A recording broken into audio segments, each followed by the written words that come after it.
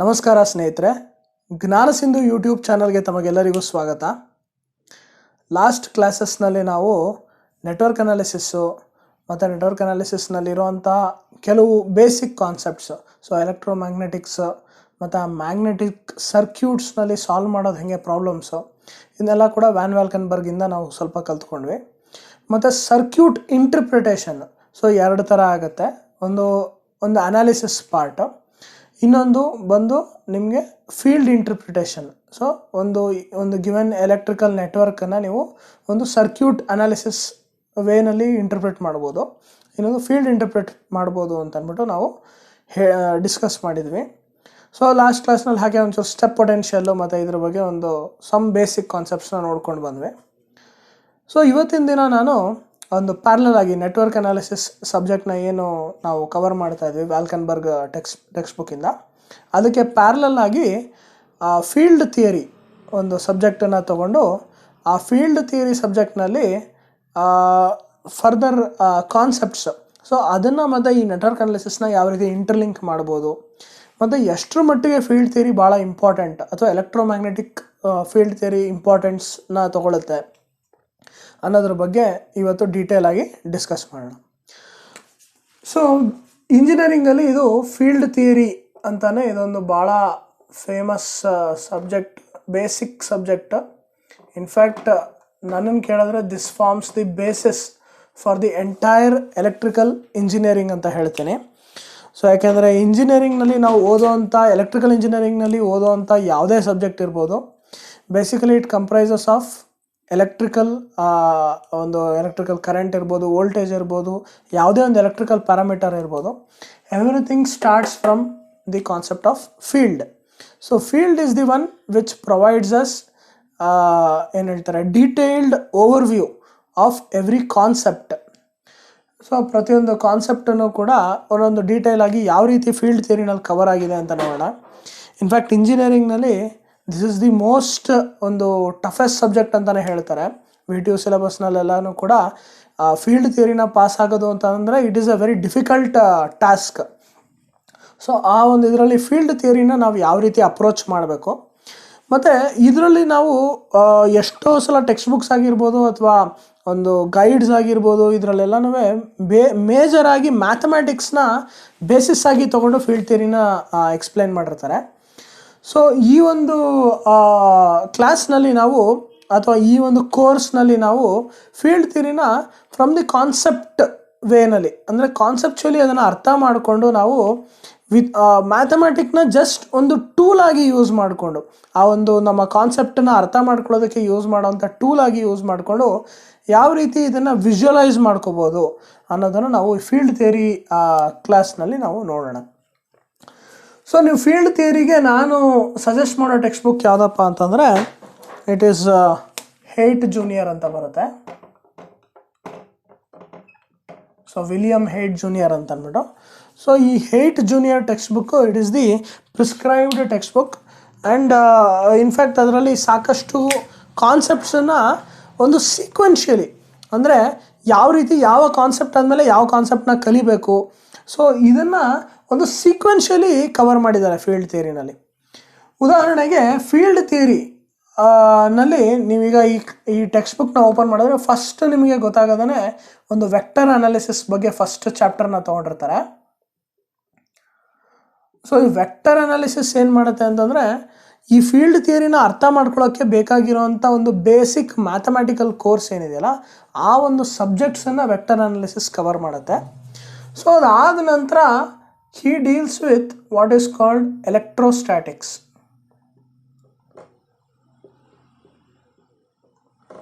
So electric field, basically electric field, electric potential. So ಈ ಒಂದು ಕಾನ್ಸೆಪ್ಟ್ಸನ್ನು electrostatics ಅಲ್ಲಿ cover ಆಗುತ್ತೆ. So electric field, electric potential ಎಲ್ಲ concept ಆದ ನಂತರ ಒಂದು ಇಂಪಾರ್ಟೆಂಟ್ ಈಕ್ವೇಷನ್ ಬರುತ್ತೆ, ಪಾಯ್ಸಾನ್ಸ್ ಈಕ್ವೇಷನ್ ಅಂತ ಕರಿತೀವಿ. ಸೊ ಈ ಪಾಯ್ಸಾನ್ಸ್ ಈಕ್ವೇಷನ್ ಮತ್ತು ಇದರ ಅಪ್ಲಿಕೇಶನ್ ಯಾವ ರೀತಿ ಬರುತ್ತೆ, then application of electrostatics. So basically capacitance ಅಂದರೆ ಏನು, ಕೆಪಾಸಿಟೆನ್ಸ್ ಡೆಫಿನೇಷನ್ ಏನು, ಡೈಎಲೆಕ್ಟ್ರಿಕ್ಸ್ ಅಂದ್ರೇನು, ಸೊ ಈ ಕೆಪಾಸಿಟೆನ್ಸದು ಹೇಗೆ ಕ್ರಿಯೇಟ್ ಆಗುತ್ತೆ ಫೀಲ್ಡ್ ಮುಖಾಂತರ ನಾವು ಅದನ್ನು ವಿಜುವಲೈಸ್ ಮಾಡಿಕೊಂಡ್ರೆ. ಸೊ ಇದನ್ನೆಲ್ಲನೂ ಕೂಡ ಒಂದು ಡೀಟೇಲ್ ಆಗಿ ಎಲೆಕ್ಟ್ರೋಸ್ಟ್ಯಾಟಿಕ್ಸಲ್ಲಿ ಕವರ್ ಆಗುತ್ತೆ. ಇದಾದ ನಂತರ ಮ್ಯಾಗ್ನೆಟೋಸ್ಟ್ಯಾಟಿಕ್ಸ್ ಬರುತ್ತೆ. ಸೊ ಬೇಸಿಕಲಿ ಮ್ಯಾಗ್ನೆಟೋಸ್ಟ್ಯಾಟಿಕ್ಸಲ್ಲಿ ಮ್ಯಾಗ್ನೆಟಿಕ್ ಫೀಲ್ಡ್ ಬಗ್ಗೆ ಡಿಸ್ಕಸ್ ಮಾಡ್ತೀವಿ. Magnetic field, magnetic flux density, so ಇದ್ರ ಬಗ್ಗೆ ಎಲ್ಲ ಡಿಸ್ಕಸ್ ಮಾಡಿ ನೆಕ್ಸ್ಟ್ ಇದರಲ್ಲಿ ಕಂಬೈನ್ ಮಾಡಿ ನಮಗೆ ಇನ್ನೊಂದು ಆಂಪಿಯರ್ಸ್ ಲಾ ಸಿಗುತ್ತೆ, ಆಂಪಿಯರ್ಸ್ ಸರ್ಕ್ಯೂಟಲ್ ಲಾ. ಸೊ ಈ amperes law it is one of the fundamental equation. So ಇದ್ರದ್ದು ಈ ಎರಡರದ್ದು ಕಂಬೈನ್ ಮಾಡಿ ನಾವು ಫೋರ್ಸ್ ಒಂದು ಡೆಫಿನೇಷನ್ ತೊಗೋತೀವಿ. ಅಂದರೆ ಎಲೆಕ್ಟ್ರಿಕ್ ಫೋರ್ಸ್ ಅಂದ್ರೇನು, ಮ್ಯಾಗ್ನೆಟಿಕ್ ಫೋರ್ಸ್ ಅಂದ್ರೇನು, ಸೊ ಇದರ ಡೆಫಿನೇಷನನ್ನು ನಾವು ನೋಡ್ತೀವಿ. ಇದಾದ ನಂತರ ಲಾಸ್ಟಲ್ಲಿ ನಮಗೆ ಬರೋದು ಟೈಮ್ ವೇರಿಯಿಂಗ್ ಫೀಲ್ಡ್ಸ್ ಅಥವಾ ಎಲೆಕ್ಟ್ರೋಮ್ಯಾಗ್ನೆಟಿಕ್ ಫೀಲ್ಡ್ಸ್ ಇದೇನಿದೆ ಇದು ಟೈಮ್ ವೇರಿಯಿಂಗ್ ಫೀಲ್ಡ್ಸ್ ಬರುತ್ತೆ ನೆಕ್ಸ್ಟ್. ಸೊ ಈ ಎಲೆಕ್ಟ್ರೋಮ್ಯಾಗ್ನೆಟಿಕ್ ಫೀಲ್ಡ್ಸ್ನಲ್ಲಿ basically we define what is called the Maxwell's generalised equation. So it is a generalised equation of actually Ampere's law. ಇದಲ್ಲದೆ time varying ಫೀಲ್ಡ್ಸಲ್ಲಿ ನಾವು Faraday's ಲಾ ನಾವು ನೋಡ್ತೀವಿ. Faraday's law ಏನಿದೆಯಲ್ಲ, this forms the basic law for motor generator. So basically ನಮ್ಮ power ಸಿಸ್ಟಮಲ್ಲಿ ಏನು load ಮತ್ತು generation ಆಗುತ್ತೋ ಇದೆಲ್ಲದಕ್ಕೂ ಬೇಸಿಕ್ ಲಾ ಬಂದು ಫ್ಯಾರಡೇಸ್ ಲಾ ಇಂದ ಬರುತ್ತೆ. ಸೊ ಸೊ ನಮ್ಮ ಎಲೆಕ್ಟ್ರಿಕಲ್ ಇಂಜಿನಿಯರಿಂಗ್ನ ನೀವು ಕರೆಕ್ಟಾಗಿ ಅರ್ಥ ಮಾಡ್ಕೋಬೇಕು ಅಂತಂದರೆ ಇದಿಷ್ಟು ನಿಮಗೆ ಚೆನ್ನಾಗಿ ಗೊತ್ತಿರಬೇಕು. So you should be able to interpret. So normally ಒಬ್ಬರು ಇಂಜಿನಿಯರ್ ಅಂತಂದರೆ, ಎಲೆಕ್ಟ್ರಿಕಲ್ ಇಂಜಿನಿಯರ್ ಅಂದರೆ ನಾರ್ಮಲಿ ಏನು ಮಾಡ್ತಾರೆ ಅಂದರೆ ಸಿಂಪಲ್ ಮ್ಯಾಥಮೆಟಿಕ್ಸಲ್ಲಿ ನೋಡ್ತಾರೆ, ಅಥವಾ ಸಿಂಪಲ್ಲಾಗಿ ಒಂದು ಸರ್ಕ್ಯೂಟ್ ವೇನಲ್ಲಿ ಆ ಒಂದು ಸರ್ಕ್ಯೂಟ್ಸ್ನ ಅಥವಾ ಒಂದು ನೆಟ್ವರ್ಕ್ನ ನೋಡೋದಕ್ಕೆ ಶುರು ಮಾಡಿದ್ದಾರೆ. ಬಟ್ ಆ್ಯಕ್ಚುಲ್ ಆಗಿ when you start interpreting from the field way, so ಯಾವಾಗ ನೀವು ಫೀಲ್ಡ್ಸ್ನ ಅನಲೈಸ್ ಮಾಡಿ, ಫೀಲ್ಡ್ಸ್ನ ಅಸ್ಯೂಮ್ ಮಾಡಿ ನೀವು ನೋಡ್ತೀರಾ, your solutions will be more apt. ಯಾಕೆಂದರೆ ನೀವು ಮಿನಿಯೇಚರ್ ಲೆವೆಲ್ಗೆ ಹೋಗಿ ಆ ಪ್ರಾಬ್ಲಮ್ದು ರೂಟ್ ಕಾಸ್ನ ಫೈಂಡ್ ಔಟ್ ಮಾಡಿರ್ತೀರ. ಹಾಗೆ ಆ ರೂಟ್ ಕಾಸ್ನ ಸೊಲ್ಯೂಷನ್ನ ಕೊಡೋದಕ್ಕೂ ಕೂಡ ಈ ಫೀಲ್ಡ್ ವೇನಲ್ಲಿ ನೀವು ಥಿಂಕ್ ಮಾಡಿದಾಗ ಅಥವಾ ಫೀಲ್ಡ್ ಇಂಟರ್ಪ್ರಿಟೇಷನ್ನ ಕೊಟ್ಟಾಗ the solution will be more apt, ಅಥವಾ it will be much better than you interpreting it in a circuit basis ಅಥವಾ ಸರ್ಕ್ಯೂಟ್ ವೇನಲ್ಲಿ.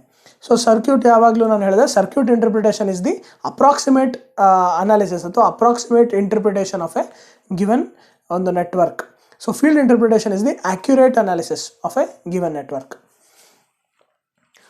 ಸೊ ನೆಕ್ಸ್ಟ್ ಫೈನಲ್ ಆಗಿ ಟ್ರಾನ್ಸ್ಮಿಷನ್ ಲೈನ್ಸ್ ಮತ್ತು ವೇವ್ಸ್ ಅಂತ ಬರುತ್ತೆ. ಸೊ ಇಲ್ಲಿ ವೇವ್ ಅನಾಲಿಸಿಸು, ವೇವ್ಸ್, ಇದ್ರ ಬಗ್ಗೆ ಒಂದು ವೇವ್ ಒಂದು ಕಾನ್ಸೆಪ್ಟ್ಸ್ ಇದ್ರ ಬಗ್ಗೆ ಎಲ್ಲನೂ ಕೂಡ ಲಾಸ್ಟಲ್ಲಿ ಡೀಟೇಲ್ ಆಗಿ ಎಕ್ಸ್ಪ್ಲೈನ್ ಮಾಡ್ತಾರೆ. ಸೊ ಈಗ ನಾವು ಒಂದೊಂದೇ ಕಾನ್ಸೆಪ್ಟ್ ಬೈ ಕಾನ್ಸೆಪ್ಟ್ ನೋಡ್ತಾ ಹೋಗೋಣ. ಸೊ ಬೇಸಿಕಲಿ ವೆಕ್ಟರ್ ಅನಾಲಿಸಿಸ್ ನಾನು ಆಗಲೇ ಹೇಳ್ದಂಗೆ, ಸೊ ಈ ಒಂದು ಸಬ್ಜೆಕ್ಟ್ಸ್ ಯಾವ ರೀತಿ ಇದೆ ಅಂತ ನೀವು ಸ್ವಲ್ಪ ಕರೆಕ್ಟಾಗಿ ಗಮನಿಸಿದ್ರೆ, ನಮ್ಮ ಫೀಲ್ಡ್ ಥಿಯರಿ ಇದನ್ನು ಟೆಕ್ಸ್ಟ್ ಬುಕ್ನ ತೊಗೊಂಡು ನೀವು electromagnetic fields by hate, so ಇಲ್ಲಿದೆ ನನ್ನ ಹತ್ರ ಟೆಕ್ಸ್ಟ್ ಬುಕ್ಕು. ಸೊ ಈ ಟೆಕ್ಸ್ಟ್ ಬುಕ್ನ ನೀವು ಕರೆಕ್ಟಾಗಿ ಸ್ವಲ್ಪ ಸ್ಟಡಿ ಮಾಡಿ ಇದನ್ನು ಗಮನಿಸಿದ್ರೆ, ಸೊ ಇದರಲ್ಲಿರೋಂಥ ಸಬ್ಜೆಕ್ಟ್ಸ್, ಇದರಲ್ಲಿರೋಂಥ ಚಾಪ್ಟರ್ಸ್ ಯಾವ ರೀತಿ ಲಾಜಿಕಲಿ ಹಾಕಿದ್ದಾರೆ ಅಂತಂದರೆ, ಸೊ ಮೊದಲನೇದಾಗಿ ವೆಕ್ಟರ್ ಅನಾಲಿಸಿಸ್ ಆಗುತ್ತೆ. ಎಲೆಕ್ಟ್ರೋಸ್ಟ್ಯಾಟಿಕ್ಸಲ್ಲಿ ಫಸ್ಟು ಬೇಸಿಕ್ ಲಾ ಅಂದರೆ ಕೂಲಮ್ಸ್ ಲಾ ಮತ್ತು ಎಲೆಕ್ಟ್ರಿಕ್ ಫೀಲ್ಡ್ ಇಂಟೆನ್ಸಿಟಿ ಬಗ್ಗೆ ಎಕ್ಸ್ಪ್ಲೈನ್ ಮಾಡ್ತಾರೆ.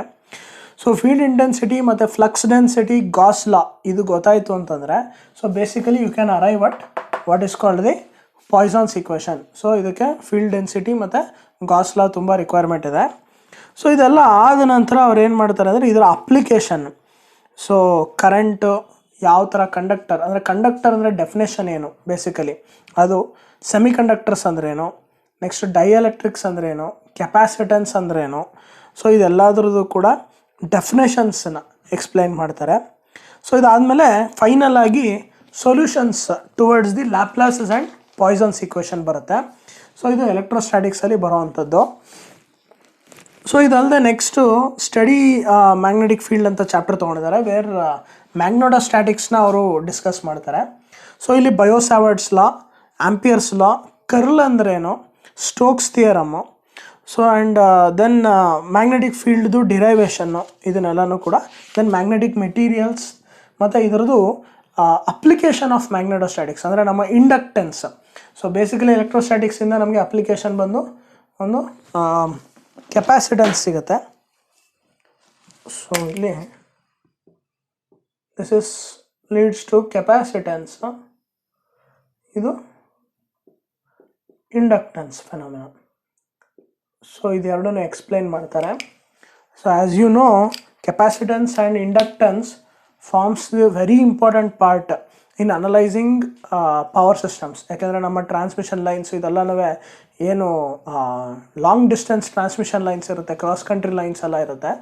ಸೊ ಇದೆಲ್ಲನೂ ಕೂಡ ಅಲ್ಲಿ ನಮಗೆ ಈ ಫೀಲ್ಡ್ ಇಂಟರ್ಪ್ರಿಟೇಷನ್ ಅಂದರೆ using the definition of inductance and capacitance from the field interpretation matters the most. ಯಾಕೆಂದರೆ ಅಲ್ಲಿ ಆ ಡಿಸ್ಟ್ರಿಬ್ಯೂಟೆಡ್ ಏನು ಲೈನ್ಸ್ ಇರುತ್ತೆ ಅದನ್ನು ನಾವು ಪೈ ಅಥವಾ ಒಂದು ಡಿಫ್ರೆಂಟ್ ಮಾಡಲಿಂಗಲ್ಲಿ ನಾವು ಇಂಡಕ್ಟೆನ್ಸ್ ಮತ್ತು ಕೆಪಾಸಿಟೆನ್ಸಸ್ನ ನಾವು ರೆಪ್ರೆಸೆಂಟ್ ಮಾಡ್ತೀವಿ. ಸೊ ಅದನ್ನೆಲ್ಲ ತಿಳ್ಕೋಬೇಕು ಅಂತಂದರೆ field theory forms the basis. So final ಆಗಿ ಟೈಮ್ ವೇರಿಯಿಂಗ್ ಫೀಲ್ಡ್ಸಲ್ಲಿ ಫ್ಯಾರಡೇಸ್ ಲಾ ಮತ್ತು ಮ್ಯಾಕ್ಸ್ವೆಲ್ಸ್ ಇಕ್ವೇಷನ್ ಬಗ್ಗೆ ಡಿಸ್ಕಸ್ ಮಾಡ್ತೀವಿ. Then the application, so transmission ಲೈನ್ಸಲ್ಲಿ wave theory, so wave analysis ಅಥವಾ ವೇವ್ ಕಾನ್ಸೆಪ್ಟ್ಸ್ನ ನಾವು ಯೂಟಿಲೈಸ್ ಮಾಡ್ತೀವಿ, ಇದ್ರ ಬಗ್ಗೆ ಹೋಗ್ತಾ ಹೋಗುತ್ತೆ. ಸೊ ನೆಕ್ಸ್ಟ್ ಕ್ಲಾಸ್ನಲ್ಲಿ ನಾವು ವೆಕ್ಟರ್ ಅನಾಲಿಸಿಸ್ ಬಗ್ಗೆ ಒಂದು ಬೇಸಿಕ್ ಸ್ಟಾರ್ಟ್ ಮಾಡೋಣ. ಸೊ ವೆಕ್ಟರ್ ಅನಾಲಿಸಿಸ್ನ ನಾವು let us not think in the way of mathematical approach. So mathematically ಏನು ಜಸ್ಟ್ ಒಂದು vector A plus vector B ಹಾಕೋದು, ಅಥವಾ ಅದರಲ್ಲಿರೋವಂಥ ಒಂದು ಏನು ಹೇಳ್ತಾರೆ ಡಾಟ್ ಪ್ರಾಡಕ್ಟ್ನ ಕಂಡುಹಿಡಿಯೋದು, ಕ್ರಾಸ್ ಪ್ರಾಡಕ್ಟ್ನ ಕಂಡುಹಿಡಿಯೋದು, ಇದೆಲ್ಲ ಬೇಸಿಕಲಿ ಎಷ್ಟೋ ಮ್ಯಾಥಮ್ಯಾಟಿಕಲ್ ಟೆಕ್ಸ್ಟ್ ಬುಕ್ಸ್ ಅಥವಾ ಮ್ಯಾಥಮ್ಯಾಟಿಕ್ಸಲ್ಲಿ ನೀವು ಡೀಟೇಲಾಗಿ ಓದ್ಬೋದು. But from the perspective of field, from the perspective of application towards field theory, so vector analysis ಅಂದರೆ ಏನು? ಸೊ ಇದರಲ್ಲಿ ಡಿಫ್ರೆಂಟ್ ಕೋಆರ್ಡಿನೇಟ್ ಸಿಸ್ಟಮ್ಸ್ ಬರುತ್ತೆ ವೆಕ್ಟರ್ ಅನಾಲಿಸಿಸಲ್ಲಿ. ಸೊ ಒಂದು ರೆಕ್ಟ್ಯಾಂಗ್ಯುಲರ್ ಕೋಆರ್ಡಿನೇಟ್ ಸಿಸ್ಟಮ್ ಬರುತ್ತೆ, ಅದನ್ನೇ ನೆಕ್ಸ್ಟು ಟ್ರಾನ್ಸ್ಲೇಟ್ ಮಾಡಿ ನಾವು ಸ್ಪೆರಿಕಲ್ ಕೋಆರ್ಡಿನೇಟ್ ಸಿಸ್ಟಮು ಮತ್ತು ಸಿಲಿಂಡ್ರಿಕಲ್ ಕೋಆರ್ಡಿನೇಟ್ ಸಿಸ್ಟಮ್ಗೆ ಹೋಗ್ತೀವಿ. ಸೊ ಇದರ ರಿಕ್ವೈರ್ಮೆಂಟ್ ಏನಿದೆ, ದೆನ್ ಈ translation of different coordinate systems ಏನಿದೆಯಲ್ಲ, how that is going to help us in our analysis and why such translations are required.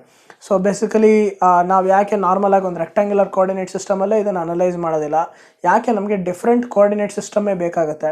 So ಇದ್ರ ಬಗ್ಗೆ ಎಲ್ಲನೂ ಕೂಡ ನೆಕ್ಸ್ಟ್ ಕ್ಲಾಸಸ್ನಲ್ಲಿ ಇನ್ ಡೀಟೇಲ್ ಆಗಿ ನಾವು ಸ್ಟಡಿ ಮಾಡ್ತಾ ಹೋಗೋಣ. So please keep watching Jnanasindhu YouTube channel. Thank you.